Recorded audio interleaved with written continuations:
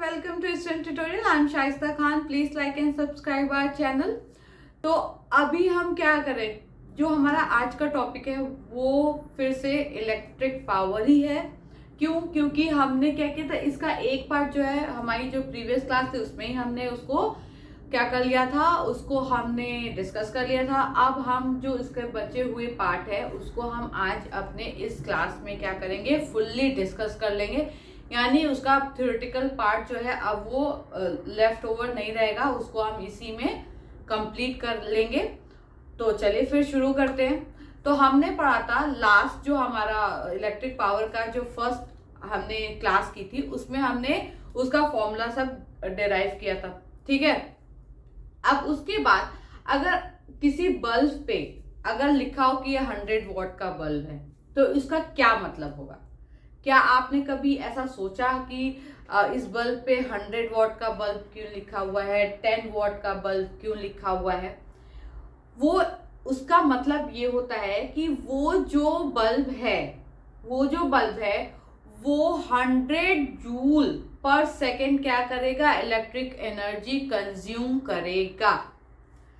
जो बल्ब पे 100 वॉट लिखा होगा उसका ये मतलब है कि वो बल्ब जो है पर सेकेंड 100 जूल एनर्जी को क्या करेगा, कंज्यूम करेगा। ठीक है, ये बात आपको समझ में आई क्या है? A power rating of 100 what's on the bulb means that it will consume electrical energy at the rate of 100 joule पर सेकेंड। यानी एक सेकेंड में वो 100 जूल क्या करेगा, वो इलेक्ट्रिक एनर्जी को क्या करेगा, कंज्यूम करेगा। ये बात आपको समझ में आ गई? अगर 50 वॉट लिखा होगा तो इसका मतलब ये है कि वो पर सेकेंड 50 जूल जो है वो एनर्जी को कंज्यूम करेगा। अगर वैसे ही 80 जूल 60 जूल लिखा हो तो उसका मतलब यही होगा कि वो पर सेकेंड उतने जूल एनर्जी को क्या करेगा, कंज्यूम करेगा। ठीक है, तो इसी से रिगार्डिंग मैं आपके लिए एक क्वेश्चन लेके आई हूँ। ठीक है, इस क्वेश्चन को हम क्या करते हैं, डिस्कस करते हैं।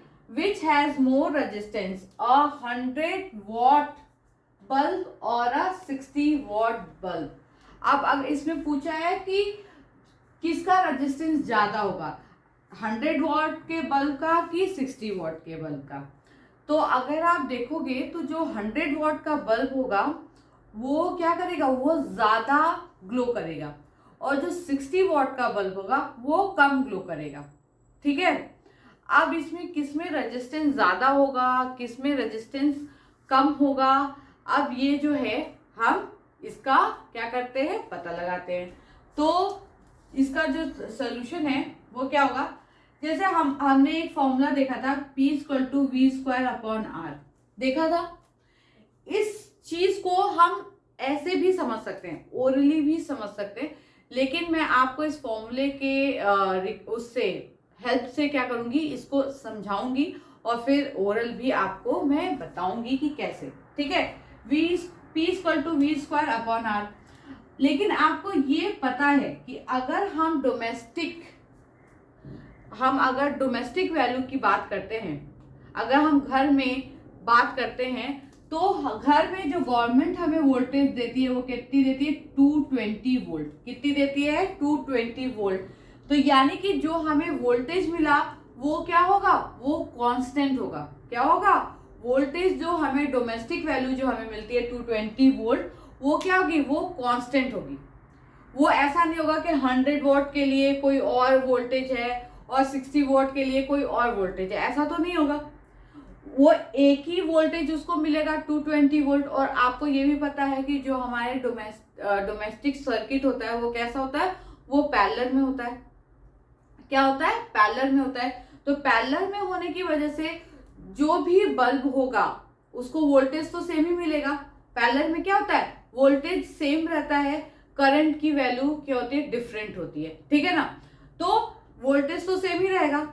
यानी चाहे वो 100 वॉट का बल्ब हो या वो 60 वॉट का बल्ब हो, उसको सेम ही वोल्टेज मिलेगा 220 वोल्ट। ठीक है, अब बात आ गई कि जब ये चीज यानी वोल्टेज जो है वो क्या है, वो कांस्टेंट हो, वोल्टेज क्या हो, कांस्टेंट है, तब हम इसको कैसे लिख सकते हैं, P जो है वो क्या है, इनवर्सली प्रोपोर्शनल है किसके, आर के।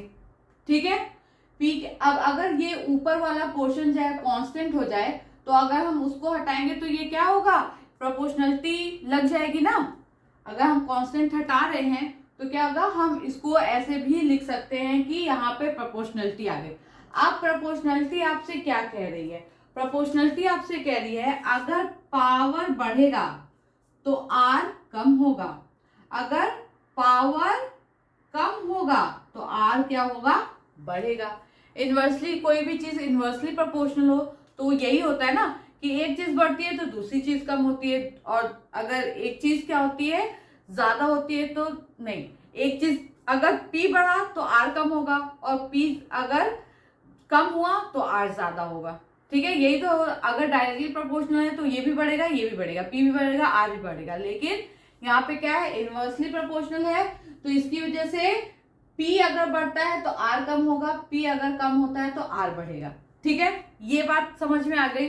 अब अगर इस रिलेशन को हम यहाँ पे देखते हैं, अगर हम इस रिलेशन को यहाँ पे देखते हैं तो आप देखोगे कि क्या है, 100 वॉट क्या है, ज्यादा पावर यानी कि कम रेजिस्टेंस। पावर क्या है, ज्यादा है तो रेजिस्टेंस क्या होगा, कम होगा। और 60 वॉट यानी कि कम पावर यानी कि उसका रेजिस्टेंस क्या होगा, ज्यादा होगा। समझ में आई ये बात कि अगर किसी का पावर क्या है, ज्यादा है तो रेजिस्टेंस कम होगा, और अगर पावर कम है तो रेजिस्टेंस ज्यादा होगा। इसका ये मतलब है कि जो हमारा 100 वॉट का बल्ब होगा उसका रेजिस्टेंस कम होगा, और जो 60 वॉट का बल्ब होगा उसका रेजिस्टेंस क्या होगा, ज्यादा होगा। ठीक, अब क्यों ज्यादा होगा, क्योंकि हम वो जो बल्ब होगा वो इस तरीके से डिजाइन होगा कि उसमें जो है करंट कम से कम पहुंचे, क्या हो, करंट कम से कम पहुंचे, जिसकी वजह से वो जो है 60 वॉट ही क्या करे, जो एनर्जी है उसको कंज्यूम कर पाए और कम ग्लो करे। जो 100 वॉट का बल्ब है वो ज्यादा करंट उसमें आएगी क्योंकि रेजिस्टेंस क्या है, कम होगा, ज्यादा करंट आएगी, उसको ज्यादा एनर्जी मिलेगी और वो ग्लो करेगा। और ये 60 वॉट है, इसका मतलब इस बल्ब को इस तरीके से बनाया गया है कि इसमें रेजिस्टेंस ज्यादा होने की वजह से करंट कम फ्लो होगा और ये जो बल्ब है वो कम ग्लो करेगी। ठीक है, ये बात आपको समझ में आई कि अगर P क्या होगा, ज्यादा होगा तो R क्या होगा, कम होगा, P अगर कम हुआ तो R ज्यादा होगा। अब मैंने आपको कहा कि मैं एक और तरीके से आपको इसको समझाऊंगी। उसमें क्या है कि ये 100 वॉट का बल्ब है और 60 वॉट का। आप अगर देखोगे तो कोई भी बल्ब को अगर आप देखोगे तो क्या है कि जिसपे वॉट ज्यादा होता है वो ज्यादा ग्लो करती है और जिसपे वॉट कम होता है वो कम ग्लो करती है। ठीक है, कम ग्लो करती है। अगर ज्यादा जो ग्लो कर रही है इसका मतलब उसके पास ज्यादा करंट पहुंच रही है, और ज्यादा करंट कब पहुंचती है, जब रेजिस्टेंस होता है कम। और जो ये 60 वॉट का बल्ब है ये कम ग्लो कर रहा है, इसका मतलब इसके पास कम करंट पहुंच रही है, यानी कि इसका रेजिस्टेंस क्या है, ज्यादा है। ठीक है, ये बात समझ में आई। तो आई होप कि ये क्वेश्चन आपको समझ में आ गया होगा। इस तरीके से इसको बता के आप इसमें एक लाइन आपको लिखना पड़ेगा कि क्या है कि जो 60 वॉट का बल्ब है उसका रेजिस्टेंस ज्यादा होने की वजह से उसका रेजिस्टेंस ज्यादा होगा, और जो 100 वॉट का बल्ब है उसका रेजिस्टेंस क्या होगा, कम होगा।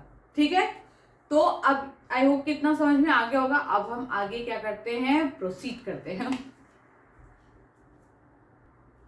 तो एक और फॉर्मूला होता है जो इलेक्ट्रिकल एनर्जी का, वो क्या होगा, electrical energy equal to power into time. तो ये जो इलेक्ट्रिकल एनर्जी है वो वर्क डन ही है, जो हम वर्क डन बोलते हैं ना उसी, वही तो हम एनर्जी भी बोलते हैं उसको। तो electrical energy equal to power into time, तो equal to P into T. तो कभी भी ऐसा आ जाए कि वर्क डन ना बोल के आपको ऐसा एनर्जी के फॉर्म में बोला हो तो आप उस कंफ्यूज मत हो जाइएगा, आप इस फॉर्मूले का यूज कर लीजिएगा। तो इसका क्या है, the electrical energy consume by an electrical appliances is given by the product of its power rating and the time for which it is use. ठीक है, तो अगर आपको ऐसा कोई भी क्वेश्चन देता है जिसमें क्या देता है, एनर्जी एनर्जी का फॉर्म देता है या एनर्जी लिख के देता है, तो आप इस फॉर्मूले का यूज कर सकते हैं वहां पे। ठीक है, तो ये एक छोटा सा था जो मुझे लगा कि आपको मुझे बता देना चाहिए, क्योंकि क्या होता है कभी कभी ना जब न्यूमेरिकल्स आते हैं तो उसमें उस न्यूमेरिकल को घुमाने के चक्कर में वो कुछ भी उसको किसी भी तरीके से वो घुमा देते हैं। हाँ, वो होता है इजी वे में है, लेकिन उसको वर्डिंग्स के साथ क्या करते हैं, घुमा देते हैं। तो अगर ऐसा कुछ होता है तो आप ये फॉर्मूला यूज कर सकते हैं। ठीक है, अब इसके बाद हम पढ़ेंगे कमर्शियल यूनिट। ठीक है, तो अब हम कमर्शियल यूनिट पढ़ेंगे, उसको आप बहुत ध्यान से, आराम से और समझ के उसको समझिएगा, ताकि आप जब भी जो न्यूमेरिकल करेंगे तो उसमें आपको प्रॉब्लम नहीं हो। ठीक है, चलिए अब हम बात करेंगे commercial unit of electrical energy. अब ये commercial unit of electrical energy क्या है? अब जैसे कि अगर किसी बल्ब पे अगर 100 वॉट लिखा है तो उसका मतलब हमने क्या पढ़ा? उसका मतलब हमने पढ़ा कि वो जो बल्ब है वो 1 सेकेंड में 100 जूल क्या करती है, वो एनर्जी को कंज्यूम करती है। वो 1 सेकेंड की बात है। अगर हम मान लीजिए कि किसी बल्ब को 1 घंटे चलाएं, 1 घंटे चलाएं तो कितना हो जाएगा? 100 जूल 1 सेकेंड में, तो यानी कि उसको किसे 60 से मल्टीप्लाई करना पड़ेगा हमको। 100 को अगर एक बल्ब को अगर हमको 1 घंटे चलाना हो, 1 घंटे अगर हमको उसको चलाना हो तो क्या हो जाएगा कि हमको फिर उसको 60 से 60 इंटू 60 से मल्टीप्लाई करना पड़ेगा। अब रुकिए मैं आपको बताती हूँ। अब मान लीजिए कि किसी बल्ब पे लिखा है 100 वॉट। ठीक है, क्या लिखा है? 100 वॉट लिखा है। यानी 100 वॉट का क्या मतलब है कि वो 1 सेकेंड में इतना एनर्जी क्या कर रहा है, इतना जूल एनर्जी कंज्यूम कर रहा है। अगर ये सिर्फ 1 सेकेंड जल रहा है तो 100 वॉट। ठीक है, अगर मान लीजिए कि हमको इसको 1 मिनट क्या करना हो, 1 मिनट, तो उसके लिए हमको क्या करना पड़ेगा? 100 इंटू 60 करना पड़ेगा, तब तो ये 1 मिनट आएगा। अगर हमको ये 1 घंटा, अगर हमको चाहिए कि ये भाई ये बल्ब जो है 1 घंटा जला है, तो हमको क्या करना पड़ेगा? 100 इंटू 60 करना पड़ेगा कि नहीं? अगर हमने बोला कि हमने क्या किया, इस बल्ब को 10 घंटे जलाया, तो क्या हो गया? 10 आवर्स। क्या हो गया? 10 आवर्स। तो क्या होगा? 100 इंटू 60 इंटू 10। ठीक है, अब तो ये आ गया सिर्फ एक दिन में अगर आपने 10 घंटे बल्ब को जलाए तब की बात है। अगर हम पूरे महीने की बात करें, भाई एक दिन का तो आता नहीं है कि रोज आया और आपका देख के गया कि आपका यूनिट कितना आया हुआ है और उतना आपका बिल आ गया। आपका तो पूरा 1 महीना आप जब इलेक्ट्रिसिटी यूज करते हो उसके बाद आपका बिल आता है इलेक्ट्रिसिटी का। ठीक है, तो अब मान लीजिए कि सिर्फ आपने एक बल्ब को एक दिन में 10 घंटे जलाया, तो इतना क्या हुआ? इतना जूल क्या हुआ? खर्च हुआ। इतना जूल क्या हुआ? खर्च हुआ। ठीक है, इतना जूल एनर्जी खर्च हुआ। अब तो सिर्फ आपके घर में एक बल्ब तो जलेगा नहीं, बल्ब होगा, फैन होगा, रेफ्रिजरेटर, 10 तरह की चीजें। ठीक है, तो आप अगर सिर्फ बल्ब की बात करें तो एक दिन में 10 घंटे, अगर आप इसको आपको अगर 30 दिन के लिए निकालना हो तो फिर इसको क्या करना है? 30 से मल्टीप्लाई करना पड़ेगा। तो आप ये देख रहे हैं कि ये कितना बड़ा अमाउंट आएगा, कितना बड़ा नंबर आएगा। आप इसको देख रहे हैं कि आप ये कितना बड़ा नंबर आएगा। सिर्फ हम एक बल्ब की बात कर रहे हैं जो एक दिन में 10 घंटा जलती है, यानी 30 दिन में वो इतना जलेगी, इतना एनर्जी कंज्यूम करेगी। और आपके घर में सिर्फ एक बल्ब तो हो नहीं सकता, बहुत ढेर सारे बल्ब होंगे। तो क्या जो यूनिट आएगी, जो आपका मीटर होगा उसमें जो यूनिट आएगी वो क्या अब इतनी लंबी यूनिट रहेगी? क्योंकि भाई सिर्फ बल्ब इतना ले रहा है, एनर्जी कंज्यूम कर रहा है, इतना यूनिट एनर्जी कंज्यूम कर रहा है।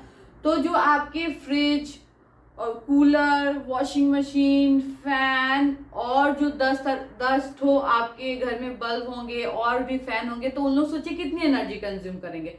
और उतने सबका अगर महीने का यूनिट लिखना हो तब तो जो आपका यूनिट लिखने आएगा वो तो लिखता ही रह जाएगा। तो उस चीज को सिंप्लीफाई करने के लिए हम लोग यूज करते हैं किलोवाट आवर। किसका यूज करते हैं? Kilowatt hour. इसका हम यूज करते हैं कमर्शियल, यानी कि ये क्या है, वॉट जो क्या है वो बहुत छोटी सी उसकी यूनिट है, और उस यूनिट के हिसाब से अगर हम जो है मीटर की रीडिंग लेने लगे तो वो बहुत लंबी आएगी। तो उसको छोटा, उसको सिंप्लीफाई करने के लिए हम क्या लेते हैं? Kilowatt hour. ठीक है, तो commercial unit of electrical energy is kilowatt hour. क्योंकि घरों में तो मान लीजिए एक टाइम तक तो चलो आप बड़ी से बड़ी यूनिट लिख भी लें, लेकिन जो हैवी मशीन्स होती हैं, जो आपका फैक्ट्रीज होती हैं, उसमें जितनी एनर्जी कंज्यूम होगी तो उसका तो कोई रीडिंग ही नहीं आ सकती इतनी। तो उसी चीज को सिंप्लीफाई, उसी चीज को छोटा करने के लिए हम जो यूनिट लेते हैं वो लेते हैं 1 किलोवाट आवर। इसका मतलब 1 kilowatt hour is the amount of energy consume at the rate of 1 kilowatt for 1 hour. 1 hour में 1 किलोवाट एनर्जी क्या हुई? कंज्यूम हुई। हम उस हिसाब से अब क्या करते हैं? यूनिट को लेते हैं। ठीक है, समझ में आया? जो छोटी सी यूनिट जो है उसको सिंप्लीफाई करके एक ऐसी यूनिट बनाना जिसको हम आराम से कैलकुलेट कर सकें, उसके लिए उस यूनिट को हम बोलते हैं commercial unit of electrical energy. ठीक है, ये बात आपको समझ में आ गई? ये तो आई थिंक आ गया होगा कि क्यों हम कमर्शियल यूनिट ले रहे हैं, क्योंकि भाई बहुत लंबी आएगी यूनिट, और उसको हमको इतनी लंबी तो वो जो आएगा जो इलेक्ट्रिक उससे आएगा वो तो यूनिट लिखता ही चला जाएगा कि भाई इतना इतना इतना इतना इतना इतना हो गया। उसी को छोटा करके सिंप्लीफाई करके इसमें करते हैं। ठीक है, तो 1 kilowatt hour is equal to 1000 watts of 1 hour. ठीक है, तो हमने पहले ही पढ़ा था कि क्या होता है? 1 वॉट इज इक्वल टू क्या हो जाता है? 1 जूल अपॉन 1 सेकेंड। ठीक है, तो अगर हमको इसको इस फॉर्म में लिखना हो तो क्या हो जाएगा? 1000 जूल अपॉन क्या हो जाएगा? 1 सेकेंड में अगर हमको लिखना होगा तो ये क्या हो जाएगा कि अब हम इसको चेंज करेंगे। ठीक है, वॉट को हमने जूल और पर सेकेंड में चेंज कर दिया, ये हो गया 1 आवर्स। ठीक है, उसके बाद 1000 जूल पर सेकेंड, और इसको हमने 1 आवर को हम सेकेंड में चेंज करेंगे तो क्या हो जाएगा?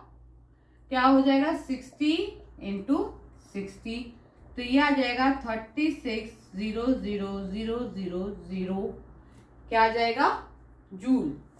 क्या आ जाएगा? ये जूल, यानी 1 किलोवाट आवर्स। तो आप देख रहे हो कि कितना हो जा रहा है? 1 kilowatt hours equal to 36 lakh joule. 36 lakh joule. और जब हम इसको और सिंप्लीफाई करेंगे तो ये कितना है? 3.6 इंटू 10⁶ जूल। ठीक है, 1 किलोवाट आवर्स जो होता है वो कितने के बराबर होगा? 3.6 इंटू 10⁶ जूल के बराबर होगा। ये आपको समझ में आया है? जैसे कि 1 kilowatt hours equal to 1000 watts हमने पढ़ा था कि 1 किलोवाट इक्वल टू कितना होगा? 1000 वॉट्स। ठीक है, तो 1 kilowatt hours equal to 1000 watts for 1 hour. हमको पता है 1 watt equal to 1 joule upon 1 second. तो हमने क्या किया? वॉट को चेंज करते हैं जूल पर सेकेंड में इंटू 1 आवर्स। ठीक है, तो हमने अब क्या किया? दूसरे लाइन में क्या किया कि 1 आवर्स को हमने चेंज किया सेकेंड में। क्या किया हमने? 1 आवर्स को चेंज कर दिया सेकेंड में, तो 60 इंटू 60 सेकेंड हो गया। सेकेंड टू सेकेंड जो है वो कैंसिल हो गया। उसके बाद जब 1000 बचा, जूल बचा, 60 इंटू 60 बचा, उसको हमने क्या किया? उसको हमने जब कैलकुलेट किया तो वो आया 36 लाख जूल आया। तो 1 किलोवाट आवर्स इक्वल टू क्या हो जाएगा? अब इसको ये 5 और यहाँ पे एक पॉइंट, तो कितना हो जाएगा 6 टेंस आ जाएंगे। तो 3.6 इंटू 10⁻, मतलब 10 की जो पावर हो जाएगी वो 6 हो जाएगी। 3.6 इंटू 10⁻6 जूल के बराबर होता है 1 किलोवाट आवर्स। तो अब क्या है कि जो जूल का इतना लंबा चौड़ा सा उसका नंबर्स आ रहा था, उसको सिंपलीफाई अगर 3.6 इंटू 10⁻6 जूल जो है कंज्यूम होगी तो हम लिखेंगे 1 किलोवाट आवर्स। 1 kilowatt hours. तो इसकी वजह से क्या हो गया कि ये सिंप्लीफाई होके एक छोटे फॉर्म में आ जाएगा। ठीक है, तो इसीलिए हम कमर्शियल यूनिट में हम किलोवाट आवर्स का यूज करते हैं। क्यों यूज करते हैं? क्योंकि जूल के हिसाब से अगर हम उसको लिखने चलेंगे तो बहुत लंबा सा यूनिट, बहुत लंबा चौड़ा आएगा, जिसको लिखना हमारे लिए मुश्किल हो जाएगा, जिसको कैलकुलेट करना हमारे लिए मुश्किल हो जाएगा। इसलिए इसको सिंप्लीफाई करने के लिए जो है हम किलोवाट आवर का यूज करते हैं। तो 1 किलोवाट आवर्स इक्वल टू कितना हो जाएगा 3.6 इंटू 10⁻6 जूल। जब इतना जूल होगा तब हम बोलेंगे भाई 1 किलोवाट आवर जो है बिजली क्या हुई है, खर्च हुई है। ठीक है, तो वो क्या हो गई, वो जूल के कंपैरिजन में वो क्या हो गई, सिंप्लीफाई होके हमें मिल गई। तो ये जो था ये हमारा था जो इलेक्ट्रिक पावर है उसका जो सेकेंड पार्ट था थ्योरी का, वो यहाँ पे क्या हो रहा है, फिनिश हो रहा है। आई होप कि आपको समझ में आ गया होगा। ये हमने जो भी छोटी छोटी सी चीजें पढ़ी उसको हमने एग्जाम्पल के साथ ही क्या किया है, समझा है। जब हम वॉट पढ़ा तो हमने उसको बात की कि जो वॉट है वो किस तरीके से जो है एक बल्ब जो है उसको यूज करता है। यानी कि किसी बल्ब पे अगर वॉट लिखा हुआ है, कोई कितना भी नंबर वॉट लिखा हुआ है, तो इसका मतलब है कि वो 1 सेकेंड में उतनी एनर्जी, उतनी जूल एनर्जी क्या कर रहा है, कंज्यूम कर रहा है। ठीक है, उस पर हमने अपना एक न्यूमेरिकल भी देख लिया। उसके बाद हमने कमर्शियल यूनिट भी देख ली। मैंने आपको ये भी दिखा दिया कि अगर एक बल्ब अगर इतनी ज्यादा एनर्जी क्या कर रहा है, कंज्यूम कर रहा है, तो सोचिए कि आपके घर में इतने अप्लायंसेस है, वो कितनी ज्यादा एनर्जी क्या करेंगे, कंज्यूम करेंगे। उसके अगर हम उस यूनिट को, अगर हम उस जो कंजम्पशन है उसको अगर हम जूल के फॉर्म में लिखेंगे तो वो बहुत बड़ा एक नंबर आएगा जो हमारे लिए थोड़ा सा मुश्किल हो जाएगा। उसी को कम करने के लिए, उस नंबर्स को कम करने के लिए, उसको सिंप्लीफाई वे में करने के लिए हम कमर्शियल लेवल पे क्या करते हैं, किलोवाट आवर का यूज करते हैं, जिससे कि हम उस नंबर्स को क्या कर सके, कम कर सके। तो नंबर कैसे कम हो जाते हैं, देख लीजिए कि जब आप 3.6 इंटू यानी कि 36 लाख जूल अगर जब आप क्या करेंगे, एनर्जी को अपने घरों में कंज्यूम करेंगे, मतलब इस्तेमाल करेंगे, तब हम जो आपका मीटर होगा उस पर दिखाएगा 1 यूनिट, किलोवाट आवर की 1 यूनिट दिखाएगी। तो उससे क्या होगा कि जो कैलकुलेट करेगा उसके लिए भी सिंपल हो जाएगा और लिखने वाले के लिए भी सिंपल हो जाएगा। ठीक है, तो आई होप कि आपको ये अच्छे तरीके से समझ में आ गया होगा। अब जब हमारी नेक्स्ट क्लास होगी तो हम इसके जो ढेर सारे न्यूमेरिकल्स को क्या करेंगे, सॉल्व करेंगे यहाँ पे। तो thank you so much for watching.